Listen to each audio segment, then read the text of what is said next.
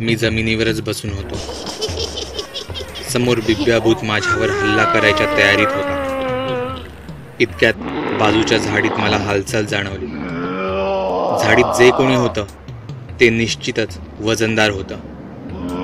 बिब्याही त्या दिशेने पाहू लागला. प्रश्न हा होता की ते जे कोणी होतं ते माझ्या बाजूने लढणारं होतं की माझ्या विरोधात लढणार होतं. डोक्यात हा विचार चालू असतानाच झाडातून एक जाडजूड म्हैस बाहेर आली. ती धावत आमच्याच दिशेने येत होती. मी नीट पाहिलं तर तिच्या पाठीवर तो मुलगा बसला होता. मी त्याच्याकडे पाहतच राहिलो. त्या म्हशीवर त्या लहान मुलाचा ताबा होता. बिब्या त्यांना पाहून जोरात ओरडला. तो त्यांच्यावरही धावून गेला. काही कळायच्या आतच त्या म्हशीने तिच्या शिंगांच्या सहाय्याने त्याला हवेत भिरकावलं. तो काही अंतर दूर जाऊन पडला. तो मुलगा म्हशीवर बसून आता आमच्या रस्त्यामध्ये माझ्या दिशेने पाठ करून उभा होता. तो माझं कवच बनून त्या बिब्या आणि माझ्यामध्ये एखाद्या भिंतीसारखा उभा राहिला होता. तो त्या बिब्याला आवाहन देत होता, हिम्मत असेल तर आधी माझ्याशी लढ. ती म्हैस सुद्धा तिच्या एका पायाने माती उखरत होती. त्यांना कसलंच भय नव्हतं. विशाल लांबूनच हे सगळं पाहत होता. तो बिब्या एकदाचा जोरात ओरडला.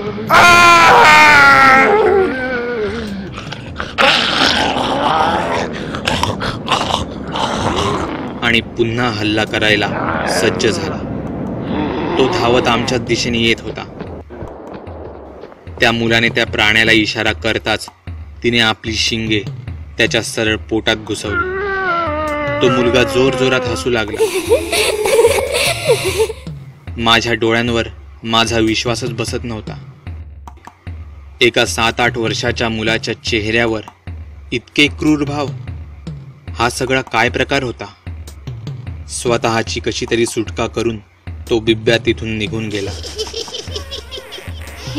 पण मी हे नक्की काय पाहिलं होतं?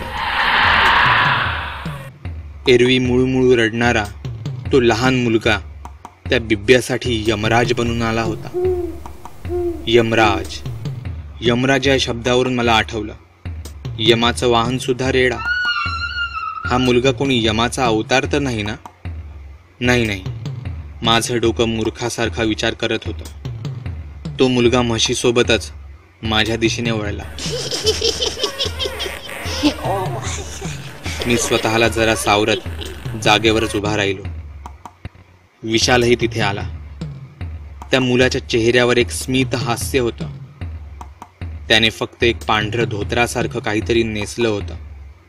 तो म्हशीवरून खाली उतरला. मला वाटलं मी माझं बोलणं पूर्ण करणार इतक्यात तो मुलगा बोलला, तुला काय वाटलं? मी तुझ्या मदतीला नाही येणार? मला वाटलं तू मुद्दामून मला यात अडकवत आहेस. अरे मी तुला काय अडकवणार? मीच यात पूर्णपणे अडकलो गेलो आहे.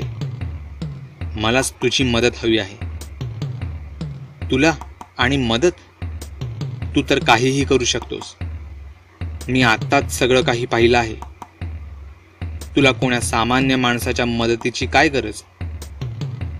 मला सांग, तू नक्की आहेस तरी कोण? एव्हा ना तुला कळलं असेलच की मी देखील एक भूतच आहे.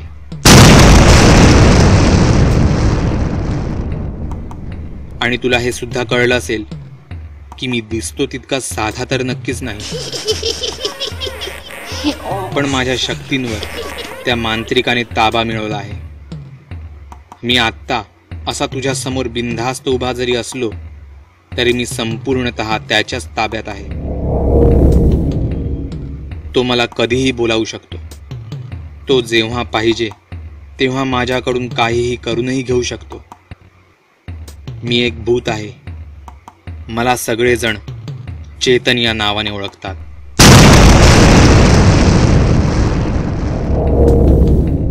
पण सध्या तरी मी त्या मांत्रिकाच्या पूर्णपणे ताब्यात आहे. आणि ही म्हैस, ती तरी जिवंत आहे का? हो, मला या म्हशी फार आवडतात. मला यांच्याच सोबत राहायला आवडतं. मी यांच्या पाठीवरच नेहमी बसून असतो. तुझ्यासारख्या माणसांना मी बऱ्याच वेळा या म्हशींच्याच आसपास वावरताना दिसतो. पण आता मला त्या मांत्रिकाविषयी सगळं काही सविस्तर सांग, म्हणजे आम्ही या संबंधी गावकऱ्यांची मदत घेऊ. या सर्व गोष्टींसाठी आपल्याकडे वेळ नाही. वेळ नाही म्हणजे? म्हणजे काय ते मी तुला वाटेत सविस्तर सांगेन. आपण आता या क्षणाला तिघेही त्या मांत्रिकाच्या गुहेत जात आहोत.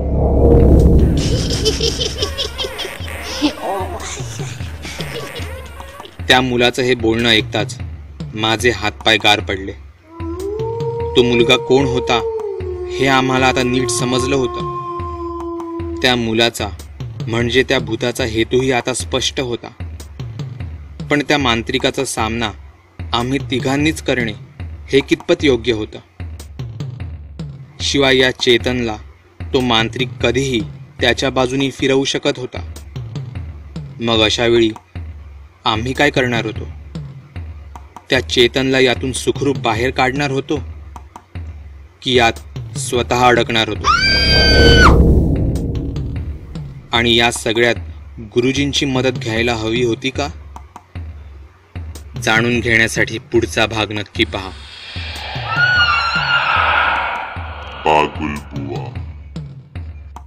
दर आठवड्याला असेच 2 हॉरर व्हिडिओ पाहण्यासाठी चॅनल सबस्क्राईब करायला विसरू नका.